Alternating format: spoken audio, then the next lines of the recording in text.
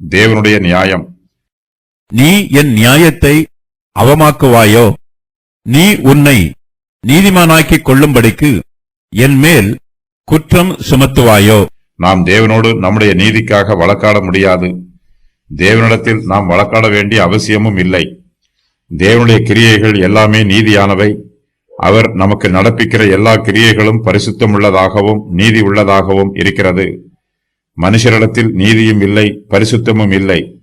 நாம் தேவனுடைய சமூகத்திற்கு முன்பாக அசுத்தமுள்ளவர்களாகவும் அநீதி உள்ளவர்களாகவும் இருக்கிறோம். தேவன் மீது குற்றம் சொல்லுவதற்கோ அவரிடத்தில் வழக்காடுவதற்கோ நம்மிடத்தில் ஒன்றும் இல்லை. நம்மால் தேவனுடைய நியாயத்தை அவமாக்க முடியாது. நாம் தேவனுடைய நியாயத்தை ஏற்றுக்கொண்டாலும் ஏற்றுக்கொள்ளாவிட்டாலும் தேவன் நீதிபரராகவே இருக்கிறார்.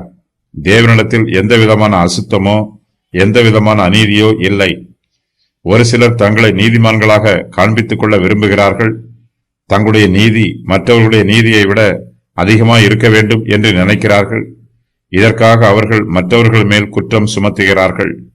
யோபுவும் தேவனுக்கு நேராக தன்னை உயர்த்தினார்.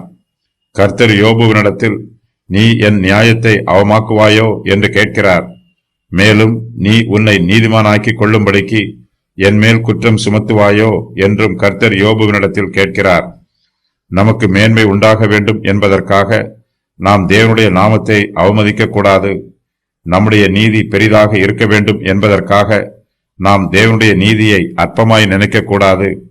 நம்மை உயர்த்த வேண்டும் என்பதற்காக நாம் தேவனை தாழ்த்திவிடக்கூடாது. நமக்கு நன்மை உண்டாக வேண்டும் என்பதற்காக நாம் தேவனுக்கு தீங்கு செய்யக்கூடாது. கர்த்தர் யோபுவிடம் கேட்ட கேள்விகள்: நீ என் நியாயத்தை அவமாக்குவாயோ? நீ உன்னை நீதிமானாக்கிக் கொள்ளும்படிக்கு என் மேல் குற்றம் சுமத்துவாயோ? தேவனுடைய புயத்தைப் போல் உனக்கு பயம் உண்டோ? அவரை போல் இடி முழக்கமாய் சத்தமிடக் கூடுமோ?